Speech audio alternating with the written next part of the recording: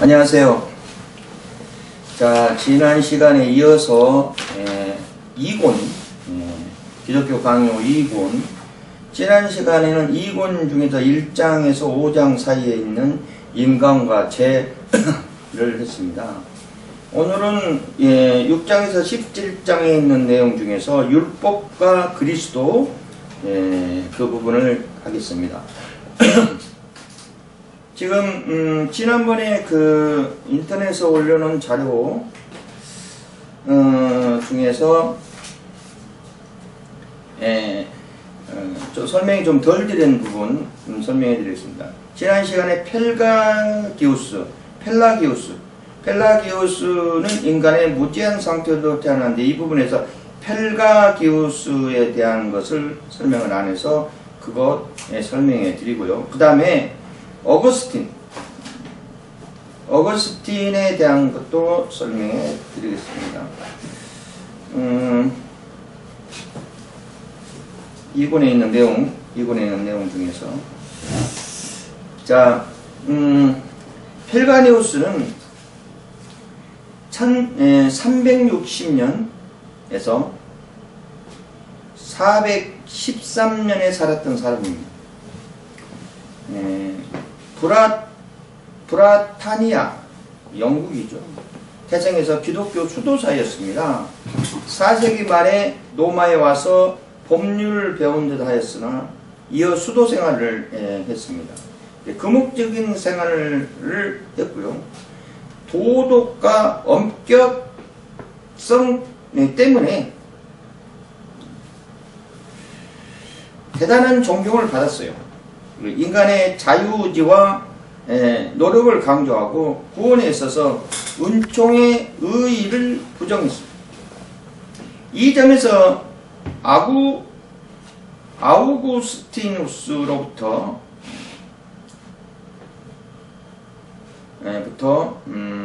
강한 반박을 받았고, 로마에서는 추종자도 있었으나 아프리카나 팔레스틴 등지에서는 이단으로 몰렸습니다. 418년에 거행되었던 카르타고 공의회에서 이단으로 정죄됐던 사람입니다. 지난 시간에 또 성 어거스틴은 354년 타카스테에서 태어났고, 신앙심이 좋은 어머니 모니카의 사랑 안에서 자라났지만 하나님을 애써 외면하며 젊은 시절 방탕과 혼돈 속에서 살았는데, 카르타고에서 공부하면서 왕성한 지적 요구를 채우는 날들을 보냈지만 여전히 하나님을 만나지 못해 허무한 날을 계속했다. 384년에는 밀라노로 건너가서 아브로스 주교를 만나고 그 설교를 통해서 감동을 받았습니다. 그 일로 인해서 그가 하나님이 다시 바라보게 된 계기가 되었는데, 2년 뒤에 어거스틴은 회심에 했다는 3년 뒤에 회심을 했어요. 하나님을 믿겨줬고 예수를 만났다는 이야기겠죠. 397년에 히포 주교가 된 어거스틴이 3년간 또 집필한 참회록도 있습니다. 히포 주교는 뭐냐면 결정권을 가지고 있는 주교라는 이야기예요. 높은 주교, 그 주교 중에서 좀 높은 위치에 있는 사람을 히포 주교라고 그래요. 그렇게 지난 강의 때 못했던 보충 설명을 해드렸고요. 자, 이 자료는 우리 홈페이지에 자료로 올려져 있습니다. 홈페이지에 올려져 있고, 그 홈페이지에서 보면은 나와 있어요. 나와 있고, 그 모든 것을 다 다운로드 하게끔 해져 있고요. 부분별로 다운로드 하게끔 해져 있습니다. 그래서 참고하시고요. 오늘은 그 신약 보통 자료는 몽땅 다 올려놨기 때문에 보시면 됩니다. 오늘은 율법과 그리스도. 율법은 여러분이 알다시피 최초의 율법은 하나님과 아담하고 약속한 율법이 최초의 율법부터 시작됐어요. 그러니까 하나님과 아담과 약속한 최초 율법이 뭐냐면은 선악과를 먹지 마라 하는 거거든요. 정령 먹으면 정정 먹으면 죽으리다 하는 그 율법, 하나님의 약속된 그 율법을 사실상 아담이 어겼죠. 아담이 어겼습니다. 그리고 난 다음에 인류가 쭉 번창해 오면서 결국은 하나님께서 이스라엘 백성을 애굽에서 출애굽, 애굽에서 탈출하게끔 나갈 출자죠. 애굽에서 나갔다.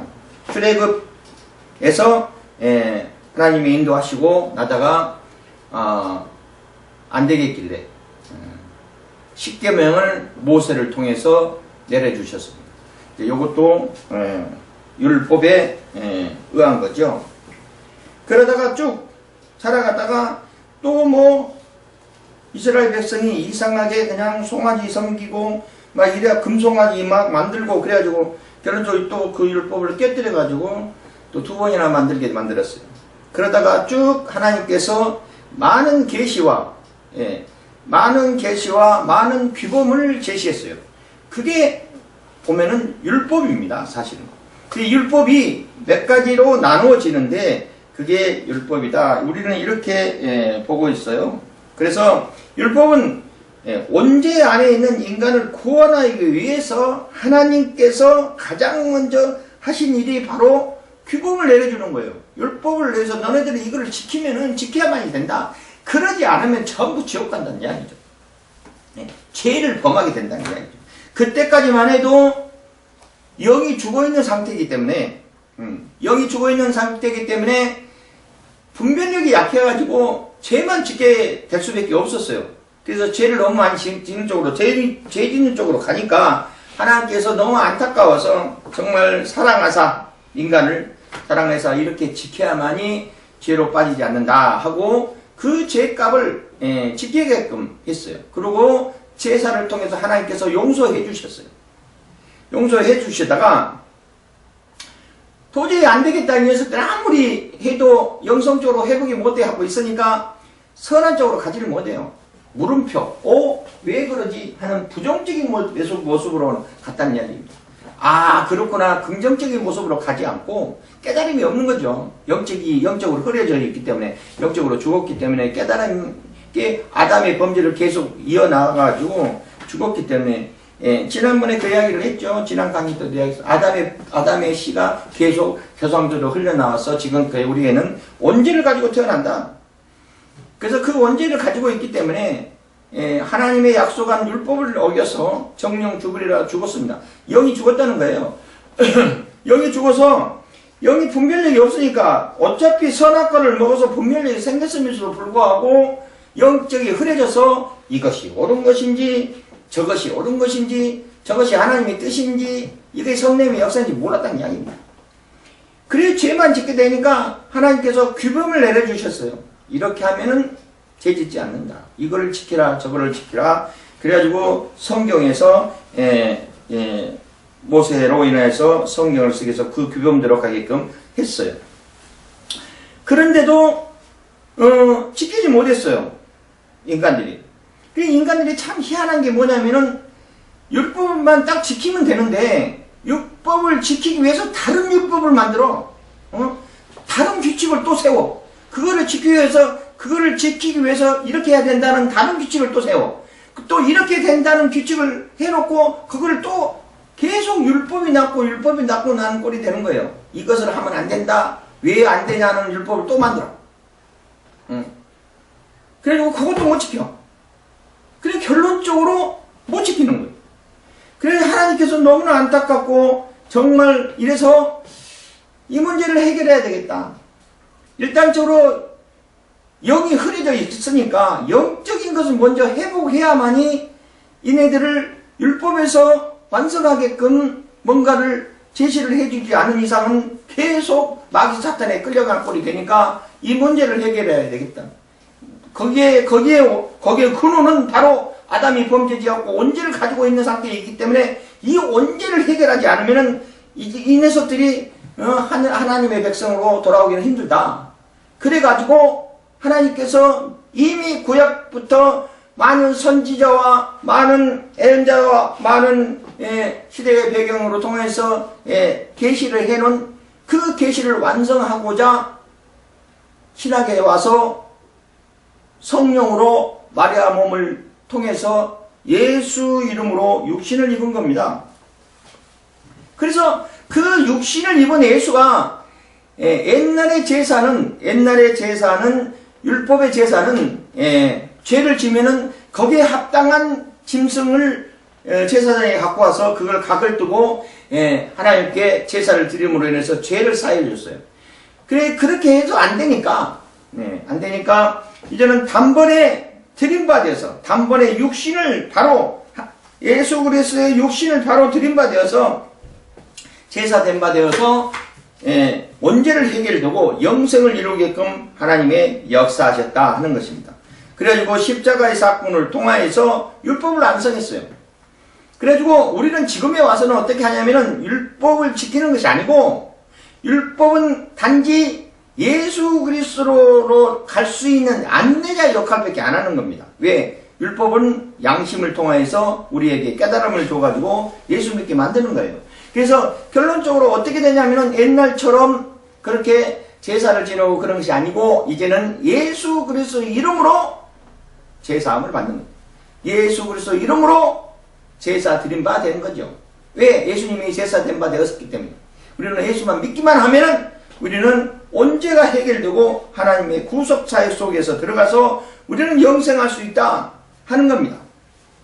이게 성경적인 것이다 이렇게 보는 겁니다. 그래서 오늘 교재에 있는 내용적을 좀 깊이 살펴보면은 율법은 세 가지가 있다. 도덕적인 율법, 의식적인 율법, 사법적인 율법이 있다 이겁니다. 이 중에서 사법적인 율법은 법을 적용하는 것이에요. 법적으로 지켜라 하는 규범이죠. 의식적인 율법은 어떤 거냐면 어떤 것을 인식하거나 또는 자각하여서 일부러 의식적으로 하는 율법이에요. 의무적으로 하는 법을 말하는 거예요. 그래서 이 사법적이나 의식적으로 하는 법은 사실 폐지됐어요. 예수 그리스도를 통하여서 폐지되어 있는데 나머지 남아있는 것이 바로 도덕적인 율법이 그래도 남아있지 않느냐 이렇게 학자들은 많이 평가를 하고 있습니다. 그래서 사법적인 율법이나 이것은 고대 유대인에게만 준한 것이다 이렇게 칼빈은 봤다. 정결의식 등 의식적인 율법은 그리스도의 구원을 상징하니까 예수 그리스도를 이제 오셨고 예수 그리스도를 통하여서 그 문제가 해결되어 있기 때문에 필요가 없다 이렇게 본 거죠. 사실 지금 그렇게 살아가고 있고요. 지금 제사장이 나와가지고 제사 지내고 그러진 않잖아요. 지금은 예배를 통하여서 모든 것이 다 해결되고 예수 그리스도 이름으로 내 죄를 구해서 용서하여 주시옵소서 하고 나중에 뭐라 해요? 예수 그리스도 이름으로 아멘 하면 된다 이 말입니다. 예수 그리스도 이름으로 아멘 해야 돼. 아멘 안 하면 아무 의미 없어요. 성부, 성자, 성령 이거 해보자 아무 의미 없어. 예수 그리스도 이름으로 아멘 해야지 하나님이 상달되는 거예요. 기도 실컷하고 죄 용서하여 주시옵소서 이제 돌아왔습니다. 눈물 뿌리고 콧물 눈물 다 뿌리고 회개하면서 해고 나서 나중에 그냥 아멘 하면 아무 의미 없다는 이야기예요. 예수 그리스도 이름으로 아멘 해야 돼요. 천하에 누구의 이름도 준 적이 없는 오로지 예수 그리스도 이름으로만 죄사함을 얻을 수 있다 이렇게 보는 겁니다. 그래서 예수 그리스도 이름으로 아멘 해야 돼요. 그래서 우리 기독교는 반드시 하나님과 대면 속에서 기도하면은 예수 그리스도 이름으로 아멘 하니까 하나님께서 그 역사의 은혜를 또는 감동을 또는 은사를 또는 계시를 응답을 이런 것들을 우리에게 실천하게끔 해서 축복과 근원 속에서 살아가는 거예요. 근데 다른 종교는 없습니다. 없습니다. 그냥 선행만 해가지고 자기만 만족하는 거예요. 내가 자기가 뭐 선행 조금 해가지고 반 신인 것처럼 그냥 성인 군장인 것처럼 그래. 자기 만족이죠. 행실로 선행으로 구원받는 건 아니에요. 그런 자기 만족도를 반드시 예수 그리스도 이름으로 아멘 해야 돼요. 만약에 죄를 지었어요. 죄를 지으면은, 물론 사회에서 정해놓은 법에 의해서 죄를 지으면은 재판을 받고 형벌 써서 어느 정도 구금을 하고 나오면은 이제 형벌이 없다 이렇게 하지만은, 우리가 인간적인 죄, 도덕적인 죄, 양심적인 죄, 이런 죄는 어떻게 할 거예요? 응? 그럼 내가 죄 없다고 인정하려면은 많은 사람들한테 죄를 고백해야 돼요. 사람마다 쫓아다니면서 나 죄를 고백하니까 용서하여 주십시오 하고 온 인류의 사람마다 다 쫓아다니면서 용서해 주라고 고백해야 돼요. 그러나 우리는 어떻게 해요? 우리는 예수 그리스도 이름으로 그것을 해결할 수 있다는 이야기예요. 천하에 누구의 이름도 존재 없는 오로지 예수 그리스도 이름만이 가능하다. 어느 종교도 그 일을 감당하지 못한다 이거죠. 죄를 가지고 가는 거예요. 그냥 평생 동안. 결국 어디로 가요? 죄를 해결하지 못했기 때문에 지옥 가는 거예요. 결론적으로. 그게 문제라니까요. 우리는 죄 사함을 받을 수 있어요. 용서함을 얻을 수 있어요. 그렇기 때문에 하나님께서 우리를 용서해 주시고 구원에 이루게 만드는 거예요. 다른 예수 믿지 않고는 절대 죄 사함의 역사가 없기 때문에 지옥 가는 겁니다. 누구한테 죄를 사해준다고 할 거예요? 누구한테? 예수 믿어야만이 가능합니다. 그런 것들이 도덕적인 율법이다 이렇게 보고 있는 거예요. 첫째는 도덕이라는 것은 뭐냐면은 도덕적인 율법을 말하는 건데, 도덕이라는 건 뭐냐면은 사회 구성원들의 양심이나 또는 사회적 여론, 관습 따위에서 비추되어서 스스로 마땅히 지켜야 할 도리나 행동을 말하는 거예요. 도덕이. 그래서 양심이나 사회적인 여론이나 관습에 어긋나면은 도덕성이 없다고 나오는 거예요. 이런 문제들을 우리는 도덕적인 율법의 세 가지의 율법을 한번 살펴보자. 첫 번째 기능은 신앙 이전의 인간에게 하나님의 은총과 인간의 불의를 깨닫게 해서 하나님의 은총을 의지하게 된다니. 불의를 깨닫게 한다니. 어떤 모습에서 불의를 깨닫게 하느냐. 이것은 우리의 양심을 가지고 깨닫게 된다는 이야기입니다. 하나님께서 그나마 우리 인간들을 사랑하셔갖고 아담이 범죄해서 모든 고난을 다 마귀 사탄에 빼앗겼음에도 불구하고 모든 고난을 마귀 사탄에 다 빼앗겼어. 왜? 마귀 사탄의 유혹에 넘어가 버렸기 때문에 마귀 사탄에 빼앗겨가지고 하나님께서 우리에게 주시는 그 능력, 정말 하나님의 형상에 닮게 만들었고 지음바 되었고 그 입김으로 그 능력을 다 하나님께서 부여가 줬음에도 불구하고 생육하고 양성하라, 생육하고 또 잘 살아가라고 그렇게 했음에도 불구하고 사단에게 빼앗겼어요. 아 정말 사단에게 빼앗겨가지고 그냥 빈 공탕이 돼버린 거죠. 멍하니 그냥 돼버린 거죠. 아 그렇구나는 느끼지 못하고 멍하니 돼버렸어요. 왜 그러지? 문제만 생겼다는 이야기입니다. 부정적으로만 갔어. 자 그런데 그 중에서 하나님께서 그래도 인간을 사랑하사 우리에게 끈앞을 종교의 씨앗, 숭배의 사상을 남겨놨어. 그게 뭐냐면은 자유의지와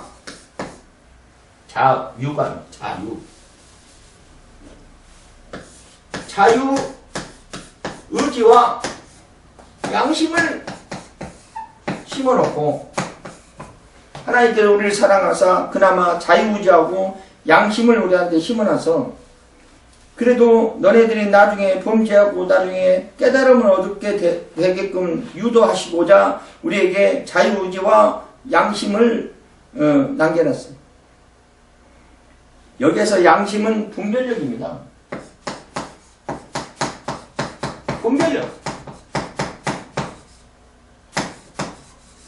분별력을 무엇의 분별력이냐? 선악의 분별력이에요. 선악의 분별력.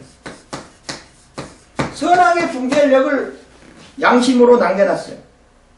왜? 어차피 선악과를 먹었으니까 옳고 그름을 판단하는 능력이 생기는 건 사실이에요.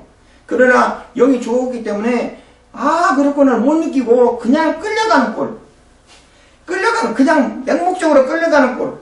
그러지 말고 너의 의지로 나아가라. 네? 너의 의지로 나아가라 해가지고 자유의지를 남겨놨어. 그래서 이것을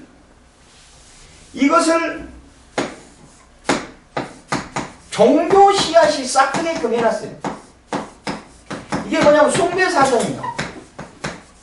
숭배사상을 심어놨어요. 그래가지고 우리가 뭐가 안 되면은 뭐를 숭배하는 인간이 부족한 것을 느끼기 때문에 왜? 영이 죽었기 때문에 인간이 부족한 걸 항상 느껴. 그러면은 뭔가를 큰 힘을 가지고 있는 큰 절대적인 것을 가지고 있는 매체에다가 숭배하는 종교 씨앗이 있었다니. 그렇게 갈 수 있게끔 자유의지도 있었고 양심에 비춰서 선한 쪽으로 그래도 선한 백성이 선하게 가게끔 그렇게 하셨다는 이야기예요. 그래서 인간이 그 불의에 깨달게끔 하는 것이 도덕적인 율법이에요. 네. 근데 요새 사람들은 어떻게 살아요?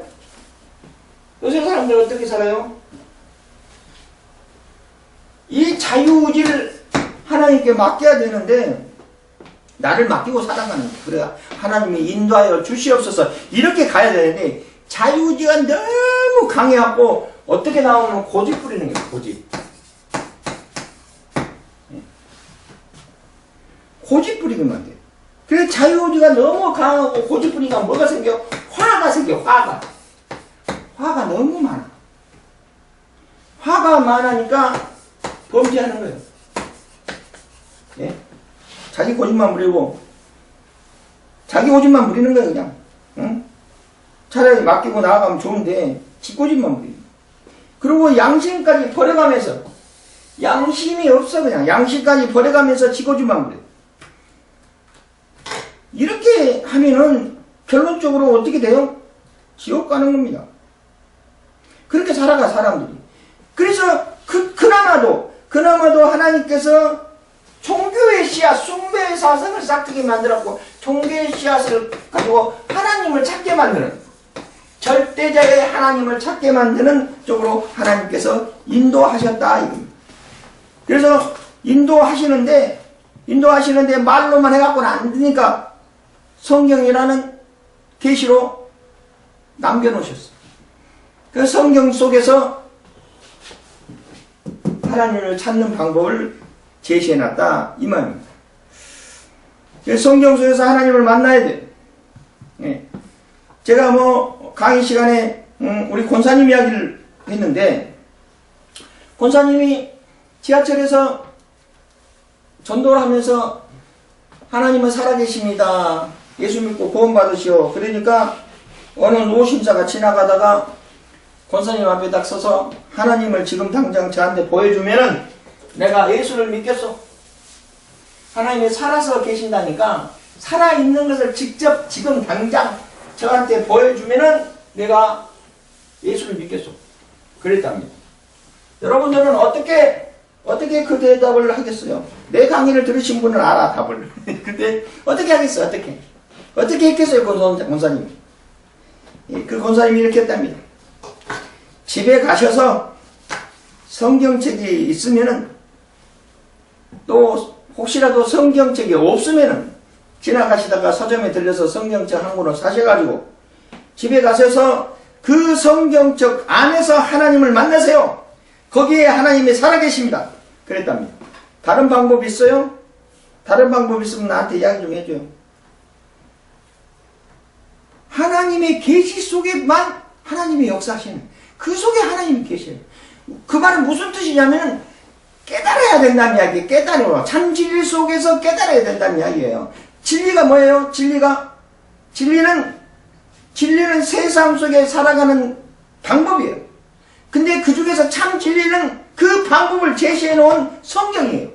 그 속에서 하나님을 찾는 거예요. 참 진리 속에서 깨달음으로 하나님을 만나는 겁니다. 거기서 예수도 만나고 하나님도 만나고 그래야 돼. 응?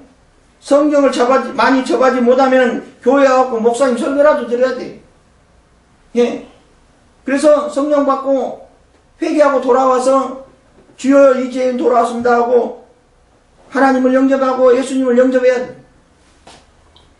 그게 도덕적인 율법으로 완성케 가는 모습이다. 이렇게 보는 겁니다. 두 번째 기능은 불신앙들한테 있는 거예요. 불신앙들한테 있는데 여기에게는 죄와 벌을 선포함으로써 우리는 다른 종교하고 틀려서 반드시 벌이 있고 반드시 상급이 있어요. 우리는 그래요. 결론적으로 뭐냐면은 성경의 모든 믿음적인 모든 것에서 믿지 않으면 죄고 믿음은 상급이에요. 누구를? 예수 그리스도를. 왜? 이 땅에 오신 예수 그리스도가 그 일을 해결하고자 이 땅에 오셨다는 이야기예요. 사실은. 나를 믿으면은 이제 죄를 범하지 않고 영생의 길로 상급받는다는 이야기예요. 구원받는다는 이야기예요. 그래서 믿지 않는 사람들에게 죄와 법을 선포함으로써 이 사람들에게 공포감으로 인해서 인간의 죄를 짓지 못하게 하는 거예요. 그게 도덕적인 율법입니다. 너희 양심을 비춰와서 이런 것들은 좀 안 되지 않느냐, 이런 것은 좀 불의하지 않느냐라고 제시를 해줘야 되는 거예요. 예. 지금 청소년들이 얼마나 위험하냐면은 죄를 죄인지 몰라. 야, 그게 위험해. 죄가 죄인지를 몰라요. 그게 위험해요. 그래가지고 애들이 그냥 막 그러길래 야, 너 도대체 왜 그러냐? 그러면 왜 그런데요? 그래. 모른다니까. 예? 친구들 요새 다른 나라는 어떤가 몰라도 우리나라만 특별히 그런 것 같은가 몰라도 청소년 언어 문제가 너무 심각해요. 여기 3분의 2가 여기야. 처음부터 여기야. 친구들한테 그냥 처음부터 이름은 없어. 그냥 욕으로만. 벌써 그냥 욕부터 시작하고 욕으로 끝나. 와. 그냥 불러다 앉혀놓고 아니 너네들 도대체 왜 그러냐? 왜 친구한테 그렇게 쌍욕을 하면서 난리냐? 그랬더니 친구니까 그래요. 친구 아니면 싸우지요. 내가 이러고 있어. 할 말 없습니다. 할 말 없지 뭘 어떻게 해. 죄가 죄인지를 모른다니까 이 아들이. 그래서 안 되겠다. 죄가 죄인, 여기 얼마나 죄인가를 한번 세미나를 한번 열어서 강습회를 한번 해야 되겠다 해가지고 청소년들 중고등 학생에 넘어가고 내가 한번 어느 교회에서 여기에 대한 것을 강의한 적이 있어요. 물론 여기는 칠판에 쓰지 않고 그냥 이 말씀만 드리겠습니다. 우리가 많이 쓰는 존나 멋있어 하는 이야기 있죠. 예. 그게 어디서 나온 어원인지 아십니까? 예. 그것은 써야 되겠다 이거. 예. 애들이 이야기하면서 이 말을 앞에다 제일 많이 붙였었어요. 존나 재밌네. 존나 멋있어. 목사님이 지나가면 아이고 목사님 오늘 존나 멋있네요 이러고 있어. 그것이 무슨 뜻인지도 모르고 쓰고 있어요. 이게 무슨 뜻이냐면요, 남자 생식기가 나왔다는 뜻입니다. 예. 이거 말도 안 되는 소리죠. 예? 그래서 이거 이야기를 하면 애들이 깜짝 놀래요. 그런 뜻이 있었어요? 그러니까 그런 거 쓰지 마. 응? 그런 적이 있었습니다. 그리고 버스를 타고 가면서 그 소사 모 교회 강의하러 갈 때 버스를 타고 가면서 노인 좌석에 어떤 학생이 앉아 있어요. 그것도 노인 좌석으로 다 앉아 있어. 그래서 나야 뭐 자리를 비켜주라 한 것은 아니고요. 그냥 자리가 없으니 거기 서 있었어요. 예, 자꾸 서 있는데 이 아가 전화를 받는 거예요. 따라롱 전화를 받으면서 전화 속에서 사람들이 그렇게 많이 있고 어른들도 많이 있는데 그래서 쌍욕을 하면서 전화를 받는 거예요. 그래서 내가 서 있으면서 도저히 안 되겠길래 학생 좀 전화를 받더라도 큰 소리를 해도 상관없는데 좀 이쁜 말을 쓰면 좋지 않겠어? 이랬더니 내 눈을 그냥 나를 쌍눈 이렇게 바라보면서 다음 정거장에 내려버리더라고요.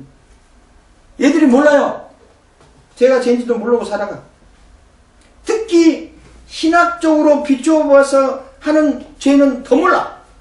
양심적인 것도 몰라. 양심이 없어가지고 양심에 비추어서 이것은 잘못됐다는 것을 깨닫지 못한다는 이야기예요. 그래서 우리가 죄와 벌을 선포해야 돼. 우리는 이러면 죄 짓고 벌 받는다, 지옥 간다는 것을 선포함으로 인해서 그들이 예수 믿고 구원받고 다시금 죄를 짓지 않게끔 인도해야 됩니다. 그게 중요합니다. 세 번째 기능은 구원받는 사람에게 있어서 하나님의 뜻을 명상케 하는 거울이 되고 신앙의 삶의 지표가 되게 한다 하는 것입니다. 도덕적인 율법. 하나님의 뜻을 명상하는 거울이. 우리는요, 우리는 거울입니다. 우리는 거울이라고 그래요. 이게 거울이에요. 거울. 그래가지고 하나님께서 우리를 비춰 이렇게 비치면은 우리는 거울이기 때문에 바로 반사돼야 돼. 바로 그 자리에서 0.1초도 안 걸리죠. 사실 거울을 비춰보세요. 0.1초도 안 걸려. 바로 비치면 바로 반사되는 것이 거울이 속성이에요. 그러니까 쉽게 말해서 이 거울에는 글자도 없어야 된다는 이야기입니다. 그대로 반사돼야 되는데 그러지 않고 이 거울이 흐리멍텅 해갖고 반사가 100% 은혜가 내려오는데 50%만 반사되다. 이건 잘못된 거예요. 그래서 깨끗이 신앙적으로 명상하고 하나님의 뜻을 명상하고 거울이 되어서 삶의 지표로 바로 하나님께 반사하는 신앙적인 삶을 살아가요. 우리는 거울입니다. 생각할 틈이 어디 있어요? 바로 반사하는 거지. 바로 은혜 속에서 바로 믿음 속으로 살아가는 것이 중요하다. 이렇게 봅니다. 그래서 지금은 우리가 도덕적인 율법이라는 단어는 없지만은 그래도 도덕적이나 자유의지로 양심적이나 도덕적으로 나아가서 내 양심을 비춰봤다는 것은 뭐냐면은 내가 하나님의 은혜 속에서 이제는 영속적으로 회복되어 가지고 옳고 그름을 잘 내 양심으로 판단해서 하나님의 뜻이 무엇인가를 잘 분별해 가지고 하나님의 뜻대로 나아가며 또 그로 인해서 나한테 앞에 가려지는 모든 악한 조건들 흑암의 권세는 예수 그리스도를 물리치면서 선한 것은 하나님께 영광이고 악은 예수 그리스도를 물리치면서 나아갈 수 있는 그런 잣대가 지표가 좌표가 필요하다니 그걸 양심에 비추어서 봐서 하나님의 뜻이 무엇이게끔 영적 분별로로 나아가야 된다. 그리고 그걸로 인해서 내 자아를 전부 내려놓고 하나님께 맡긴 바 돼야 돼. 고집 부리지 말고 그렇게 나아가야 된다는 이야기입니다. 그래야만이 믿음의 백성이 되고 하나님의 백성이 된다. 이렇게 보고 있는 것입니다. 그리스도.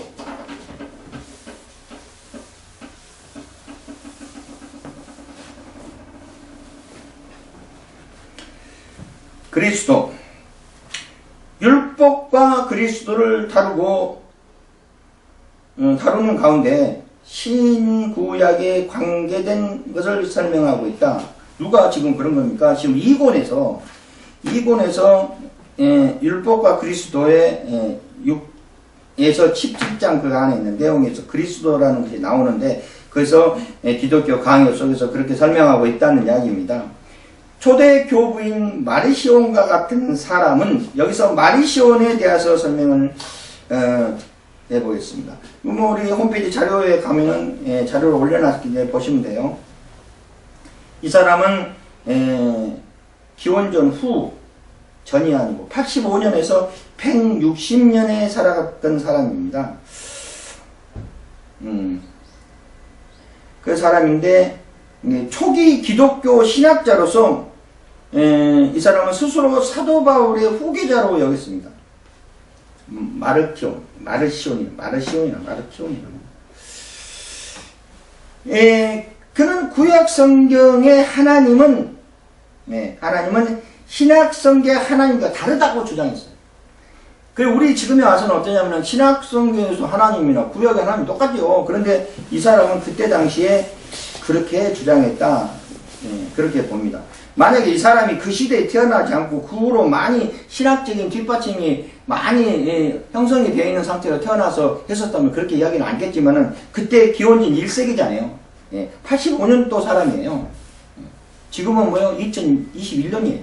이게 그때 봤을 때는 이 사람은 그렇게 평가를 했다는 이야기요. 구약의 하나님과 신약의 하나님은 좀 뭔가 틀리다 이렇게 봤다는 것이죠. 그래서 그런 구약 성경의 하나님은 폭력과 보복의 신이지만은 예수 그리스도가 말하는 하나님은 사랑과 정의의 신이라고 주장했습니다. 이에 따라 마르시오는 신약 성경을 구약 성경과 분리할 것을 역설했어요. 나눠야 된다. 또한 성만찬을 집전하면서 변병과 포도주를 변병과 물로 데쳐야 할 정도로 그리스도의 그리스도 인성을 인정하지 않았어요. 우리는 그리스도 인성을 인정해야 합니다. 이는 뭐냐면 사람 인자고 성은 신성한다는 뜻이에요. 그러니까 예수 그리스도는 육을 입은 신성이에요. 육을 입은 것이죠. 인간이 되는 것이 아니고 육을 입은 겁니다. 그냥. 우리는요, 육 자체가 육인데 예수님은 신에서 육을 입은 거예요. 그래서 신성을 인정하지 않았다. 그리한 그리스도노는 가연설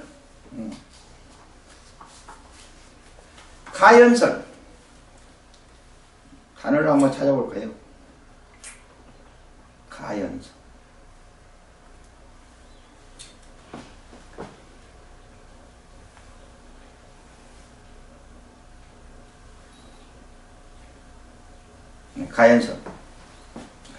가연설은 뭐냐면은 하나님의 아들인 예수는 사람으로 태어났지만 물질적인 육체와 결합할 수 없는 존재이며 오직 외관성으로 육체의 형태를 취했을 뿐이라고 주장합니다. 육체의 형태를 취할 뿐이라고 주장하고 그노시스파의 카타리파가 대표적으로 그거를 주장했다. 그런 뜻입니다. 자, 그래서 어떻게 했냐면은 이 사람은 어떻게 했냐면 그래갖고 복음서 중에서 구약의 하나님과 관련된 부분을 삭제해버렸어요. 신학적으로 나스티즘, 영지주의로부터 영지주의자로 갔다는 거예요. 영지주의는 영만 지향하는 주의예요. 영적인 거. 육은 멸시하고. 그래서 쉽게 말해서 그렇다는 이야기죠. 부분적으로 영향을 받은 것으로 이야기되고 있다. 그래서 마르시오는 그의 냉철한 비판 자세 때문에 교회로부터 이단으로 간주되었습니다. 후에 그가 주장하는 신학을 따르는 교회가 확산됨에 따라 많은 교부들이 비판을 받았으며 정통파 기독교 교회는 마르시온주의에 대항해서 예수의 하나님은 구약 성경이나 하나님이나 동일하다. 이렇게 이야기했습니다. 결론적으로 이단으로 배척됐다는 이야기입니다. 이단성이 있는 거죠. 이렇게 믿는 사람도 지금도 있어요. 응? 지금도 있어가지고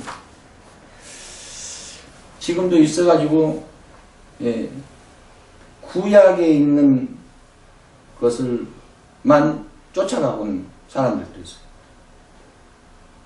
그래가지고 율법주의자죠. 사실 말해서 율법주의자입니다. 그래가지고 이 사람들은 어떤 사람들이냐면 주일날에는 돈을 절대 쓰면 안 되고요. 가기도 가지 말아야 되고요. 이런 쪽으로 가. 주변에 그런 분들이 있어요. 물론 믿음이 투철하기 때문에 뭐 그렇게 본다지만은 조금 그런 성향들을 띈 목사님들이 계셔요. 너무 평안하게 믿는 것이 아니고 너무 구속적으로 억압하면서 믿어. 그는 금욕주의자 비슷하게 이렇게 생활을 하면서 믿는다. 우리는요, 교회는요, 어떻게 운영해 나가냐면 비전을 제시해야 돼요, 교회는. 꿈을 제시해야 돼요. 그래가지고 성도들이 정말 평안한 마음으로 자유롭게 믿음 생활을 하게끔 그렇게 막 정말 비전을 심어주고 꿈을 심어주고 이렇게 활성화되게끔 해야 되는데 그냥 주여 죄인 취급하고 마귀 들렸다 해버리고 그러면 안 돼. 그 있는 마귀가 도로 나오지 나 같은 귀신이 도로 돌아요. 그래가지고 조금 교회에다 등하시 하면은 뭐가 쉬었다고 그러고 설교할 때 졸으면 졸음마귀 옆에 보면 옆에 보는 눈짓마귀 벨마귀를 다 붙여 거기다가 그 좀 문제가 있지 않나. 예. 좀 그렇습니다. 목사님 지나가면 앞에 지나간다고 앞에 지나간 마귀라고 할지도 몰라. 너무 그쪽으로 빠진 분들도 있습니다. 예. 남자 옷걸이 위에다 여자 옷을 걸어놨다고 해갖고 여자 옷걸이 남자 옷을 해방하는 마귀 그렇게 하려는 것도 몰라. 야 조금 이상해요. 그런 분들이 있어요. 주변에도 있을 겁니다. 너무 영지주의적으로 가면은 힘들어요. 그게 아니죠. 우리는 평안함을 유지하는 믿음으로 가요. 주 안에서는 어떻게 해요? 평안하다고 예수님께 말씀하셨어요. 평안하고 자유롭게 해야 됩니다. 진정한 자유는 주 안에 와야 자유가 있는 겁니다. 구속돼야만이 자유가 있어요. 주 안에 들어야 돼요. 근데 주 안에 들어서 평안을 누려야 되는데 평안을 누리지 못하고 그냥 억압을 쪽으로 당신 교회만 성령이 있고 다른 교회는 하나님이 역사 안 하는 걸로 이야기하고 그러면 안 돼요. 네, 그런 식으로 가면 안 돼요. 이사 가가지고 다른 교회 갔더니 그냥 그 세대기 마귀 사탄의 올무에 쇠갖고 있으니까 우리 합심기도 합시다. 그렇게 인도하면 안 된다는 거예요. 말도 안 되는 소리죠. 자, 계속 넘어가겠습니다. 그래서 이 마리시온 같은 사람은 구약을 버리기도 하고 했지만 칼빈은 신학과 구약은 모두 하나님의 계약인 것으로 봤다. 하나님의 율법인 것으로 봤다. 하나님의 계시로 봤다 이겁니다. 그리고 중심은 바로 예수 그리스도입니다. 그래서 구약에 나타나는 신비로운 인물들은 모두 그리스도의 본으로 본다. 그리스도로 본다. 이렇게 봤다는 이야기예요. 그리스도가 잠시 그때 나타나다가 나중에 완전한 모습으로 나타난 것이다. 그래서 신구약의 중심의 주제는 다 변하지 않는다. 이렇게. 일단은 지금 칼빈 기독교 강요에 대해서 강의를 하고 있습니다. 그래서 칼빈이 주장한 것이 100% 다 정답은 아니에요. 지난 시간에 말씀했지만 칼빈은 하나의 참고에 불과합니다. 여러분들이 교과서지 칼빈은 참고서예요. 저도 참고고 정답은 성경에 있어요. 그래서 이 말이 여기 있는 말이 다 옳다 이렇게 안 하면 안 한 거예요. 그냥 내가 생각할 때 칼빈이 좀 그런다 하면은 또 나에 비추어서 봤을 때 칼빈이 정답이 아니니까 하나의 참고로 해서 공부를 하면 됩니다. 칼빈을 통하여서 우리가 이런 면도 있다는 것을 지금 강의하고 있는 거예요. 이런 것은 본받아야 되고 이런 것은 우리가 연구해 봐야 된다 이런 거죠.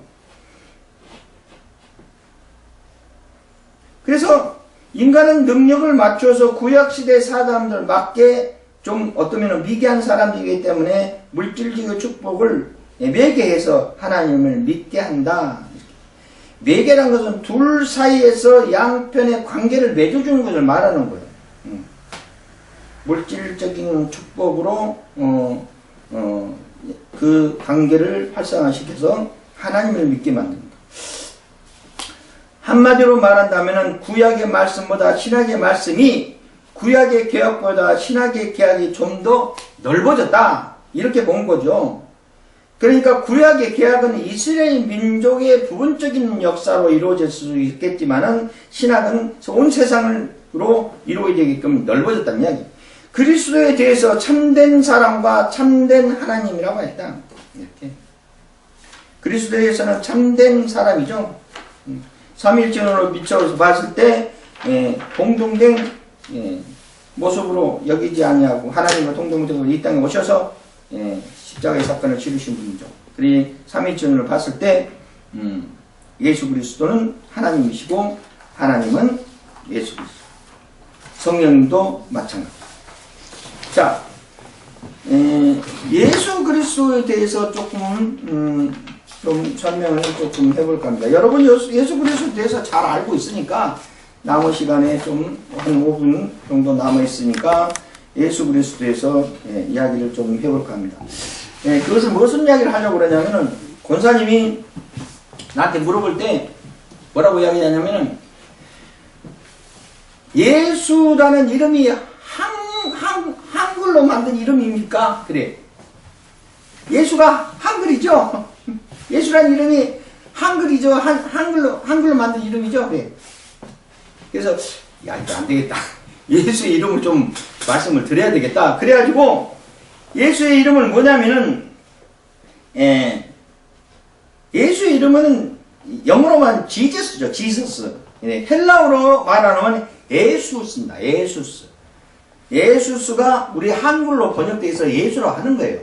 예수라는 이름이 원래 따지고 보면 헬라 이름이에요. 헬라 이름. 한글 이름이 아니고, 히브리어로 본다면 요수아처럼, 예슈아. 이렇게, 읽습니다. 그래서 그거를, 한글로 번역해서 예수라는 거죠. 여호수아의 여호원의 접두사 여하고 야훼에 있는 이름 호세아 등으로 덧붙여서 이루어진 이름이죠. 그래서 예수라는 이름이 또 고장을 나타내서 나사렛 예수다 할 수도 있어요. 예수는 헬라어의 에수스에서 나오는 히브리어로 말해도 예슈아입니다. 예슈아. 예수입니다. 사실. 나사렛 예수다 부르기 하고 또 요셉의 아들 예수라 하기도 해요. 성경에 나오는 요셉의 아들 예수다. 코란이나 큐탄에 기록된 예수의 이름은요. 코란의 이름은 아랍어의 이름은 뭐냐면은 이사빈 오페스. 이사빈 오세프. 예수를 이사빈 오세프라고 불러요. 코란이나 아랍어 이름은. 그리고 이제 그리스도라는 말은 고대 그리스어에서 크리스토라는 유래된 거예요. 메시아라는 뜻이죠. 그렇게 유래됐다 이렇게 봅니다. 그래서 예수 그리스도라는 이야기는 예수 메시아다. 그래서 되시는 대로 예수를 부를 때 메시아라는 것을 덧붙여서 부르면 좋아요. 그래서 예수 그리스도다 이렇게 보면 됩니다. 여기까지 하겠습니다.